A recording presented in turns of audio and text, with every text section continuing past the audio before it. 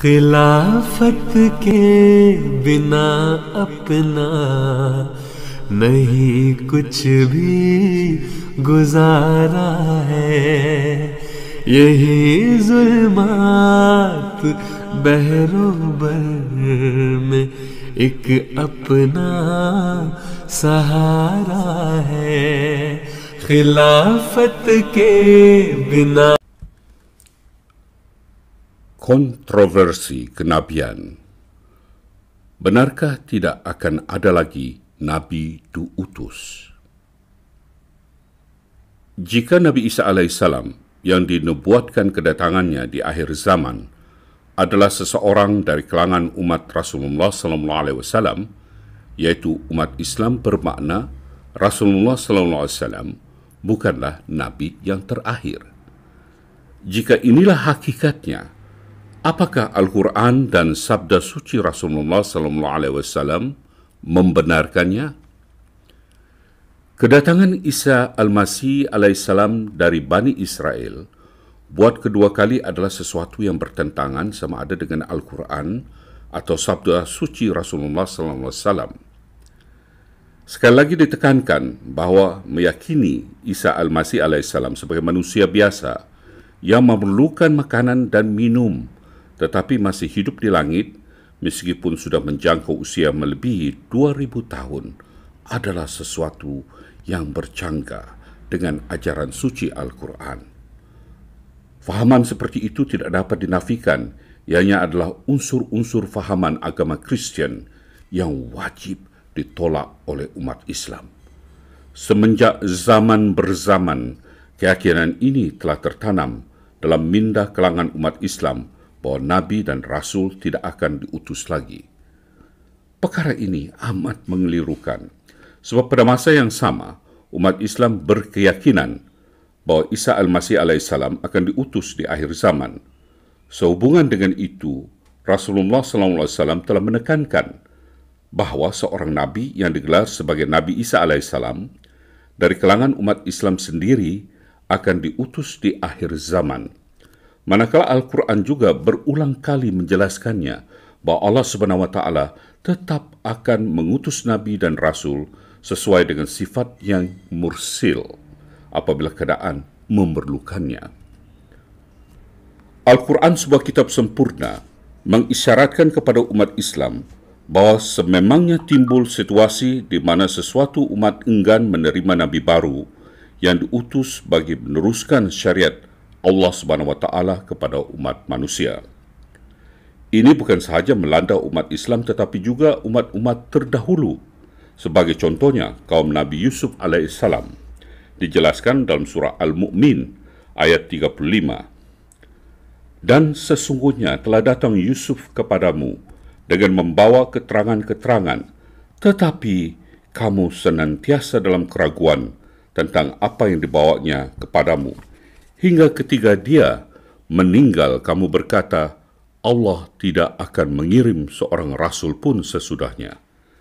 Demikianlah Allah menyesatkan orang yang melampaui batas dan ragu-ragu. Demikian juga di zaman Rasulullah SAW. Bukan sahaja manusia, malahan jin juga berpendapat bahawa Allah SWT tidak akan mengutus lagi seorang rasul. Ini dijelaskan dalam surah Al-Jin ayat 8. Allah tidak akan mengutus seorang rasul pun lagi.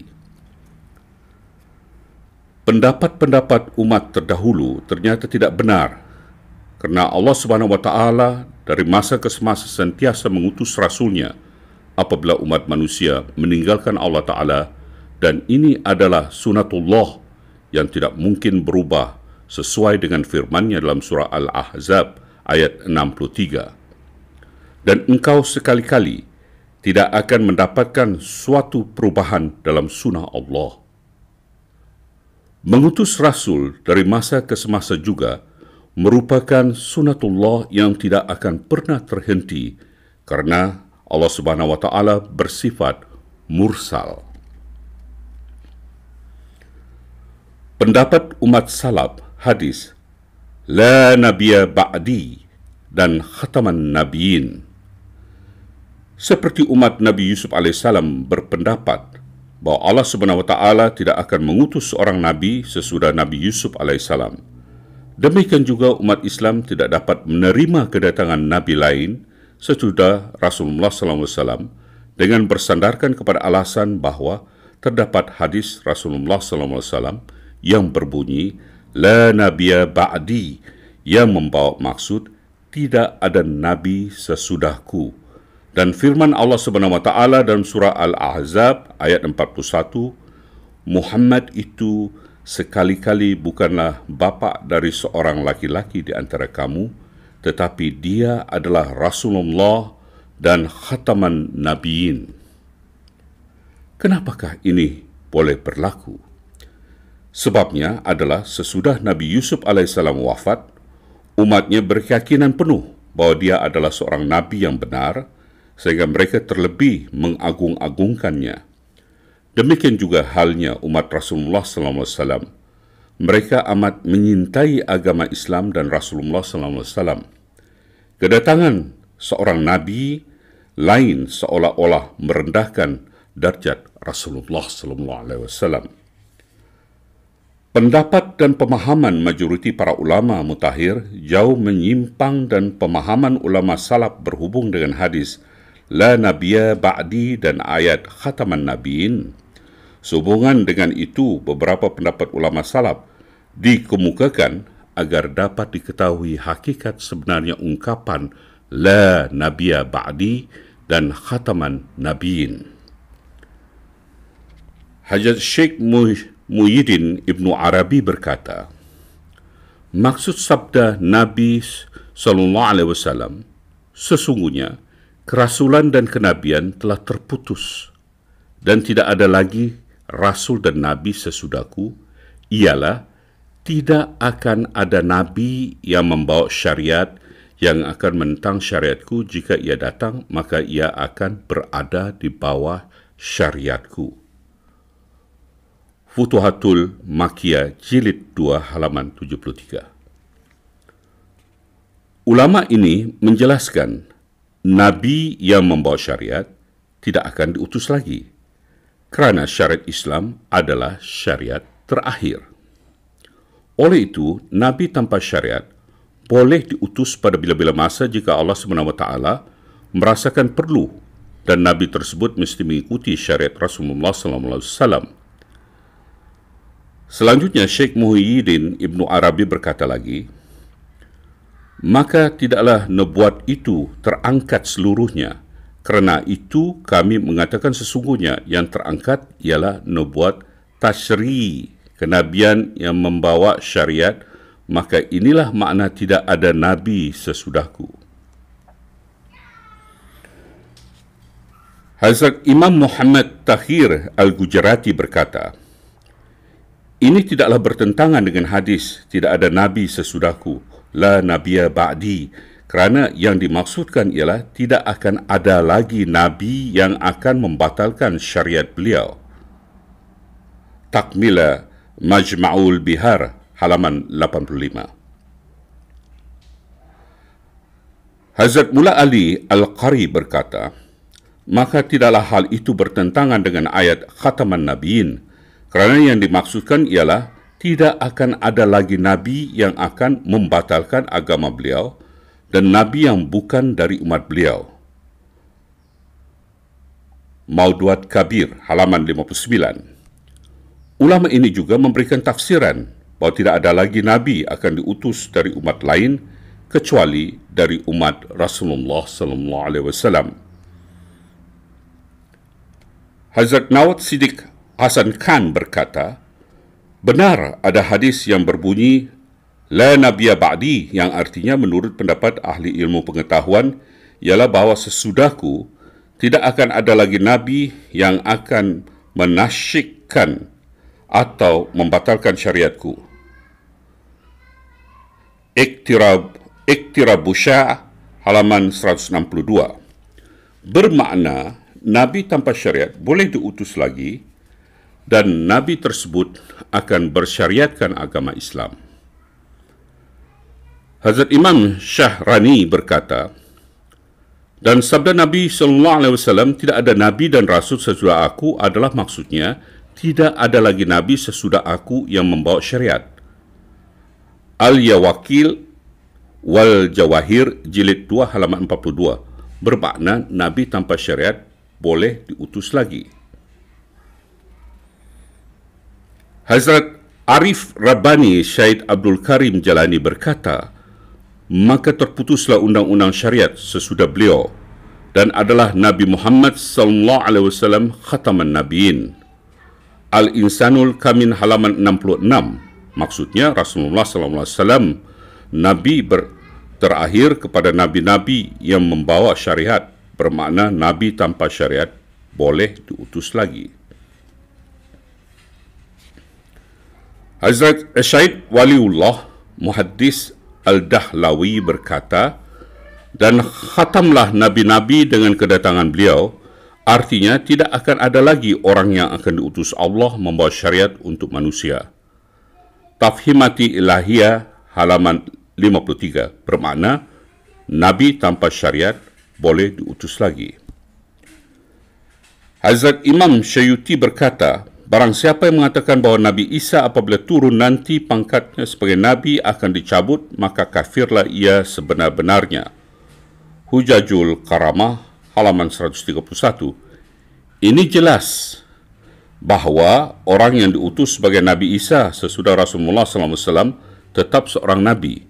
Jika benar Rasulullah SAW penutup Nabi-Nabi, maka tidak mungkin Nabi Isa yang dijanjikan di akhir zaman berpangkat Nabi. Demikianlah pendapat-pendapat para ulama salaf yang menjelaskan bahawa Nabi tanpa syariat pada bila-bila masa Allah SWT boleh mengutusnya. Nabi yang tidak akan diutus lagi ialah Nabi yang membawa syariat, kerana syariat yang dibawa oleh Rasulullah SAW adalah syariat yang terakhir. Ini juga memberikan makna bahawa Rasulullah SAW adalah Nabi terakhir yang membawa syariat. Sesudah beliau SAW tidak akan ada lagi Nabi lain yang diutus untuk membawa syariat baru.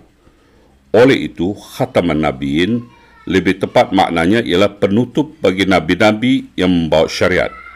Di samping pendapat para ulama salaf tersebut, sangat istimewa di mana orang yang paling rapat dengan Rasulullah SAW pun, iaitu Hazrat Siti Aisyah radhiyallahu ta'ala anha, memberikan penjelasan bahawa khataman nabiin bukan bermaksud tidak ada lagi Nabi sesudah Rasulullah SAW.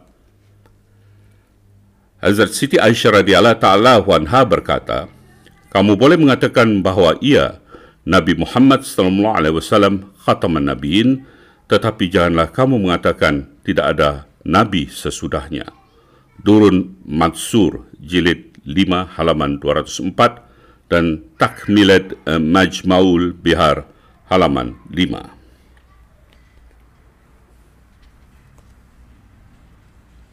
Dalam memahami ayat-ayat Al-Quran, ada beberapa kriteria yang perlu diambil kira, iaitu pengertian ayat tidak bercanggah dengan ayat yang lain, pengertian dari Rasulullah SAW, pengertian dari para sahabat radhiyallahu ta'ala anhum, kesesuaian bahasa Arab, logat, sabnahu, kesesuaian faktor sejarah dan sebab ayat turun, sumber wahyu dan ilham dari Allah Subhanahu wa Ta'ala.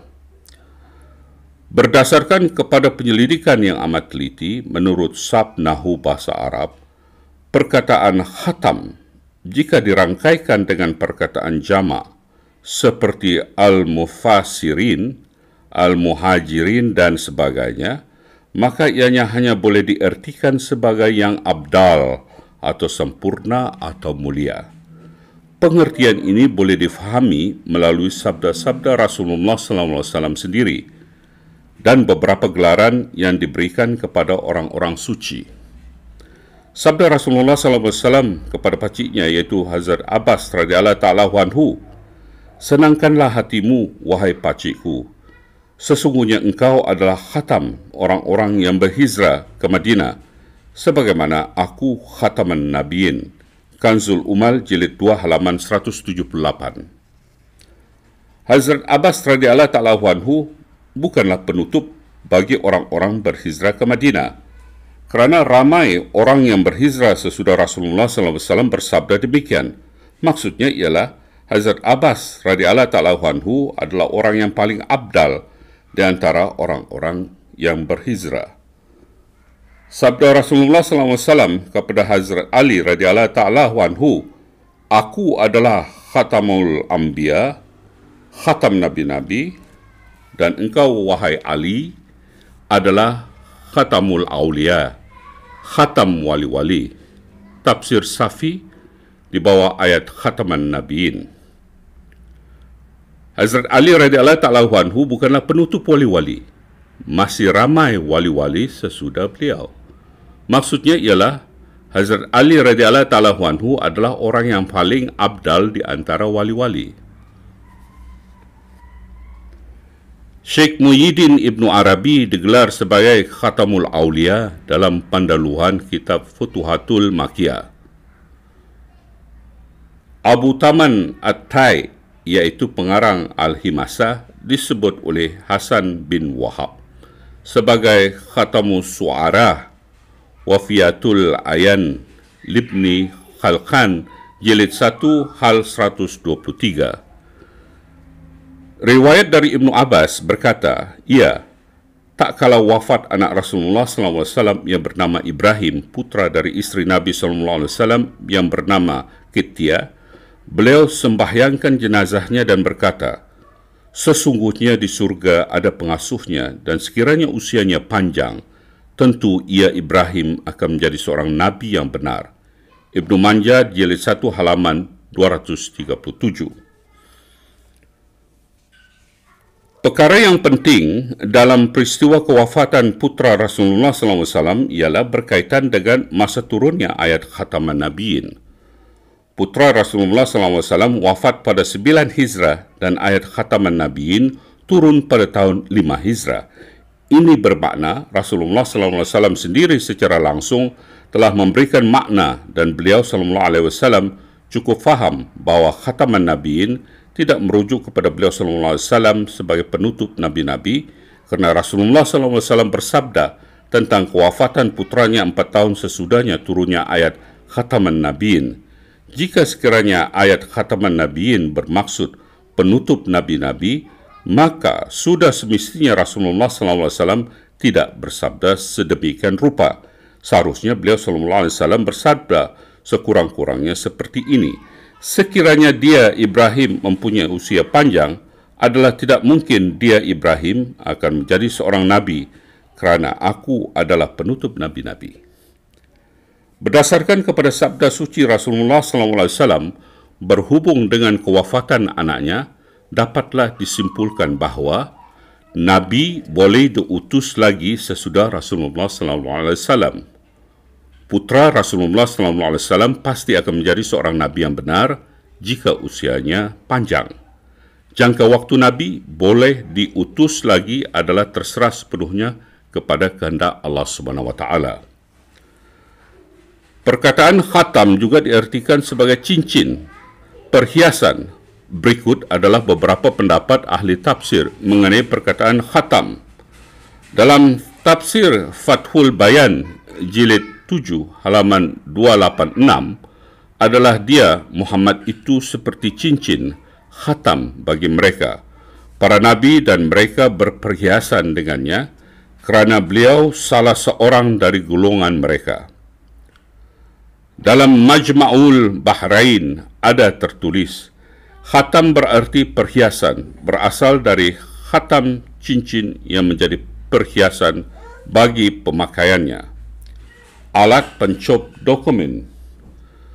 Bukankah amat tepat dan indah sekali bahawa Rasulullah SAW ibarat cincin perhiasan kepada para nabi dan rasul yang pernah diutus oleh Allah SWT?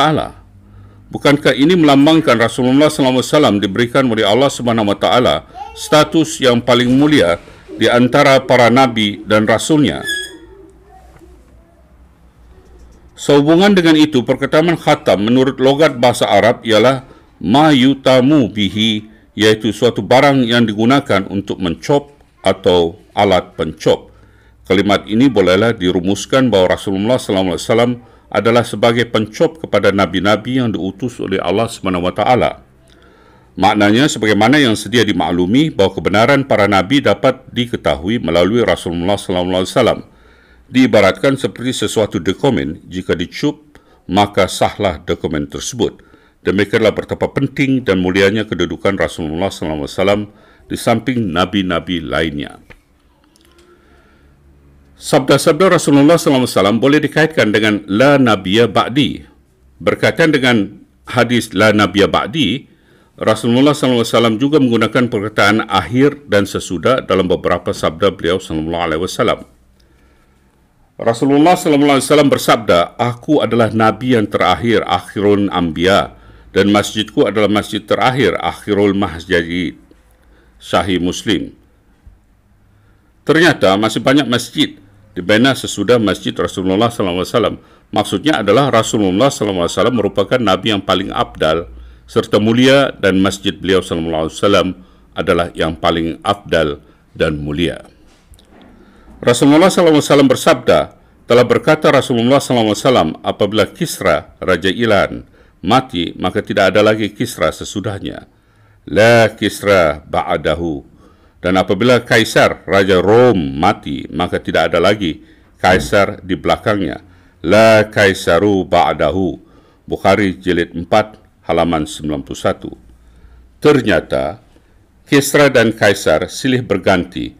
Apabila Kisra atau Kaisar meninggal dunia, maka digantikan oleh Kisra atau Kaisar yang baru.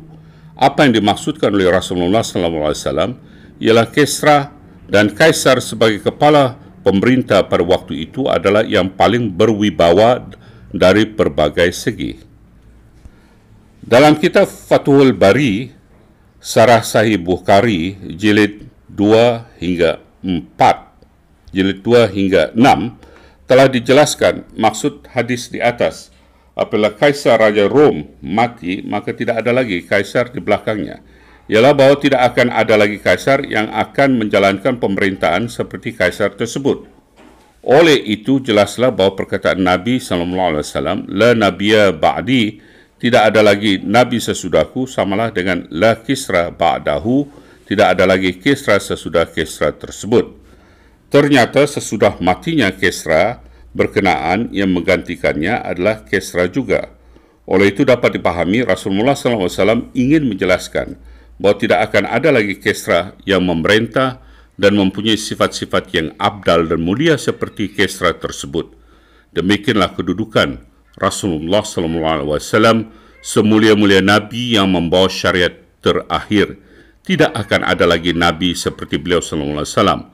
Maka itulah makna la nabiyya ba'di, dan wajar jugalah Allah SWT memberikan status khataman nabiyin sesuai dengan sifat dan kedudukan Rasulullah SAW.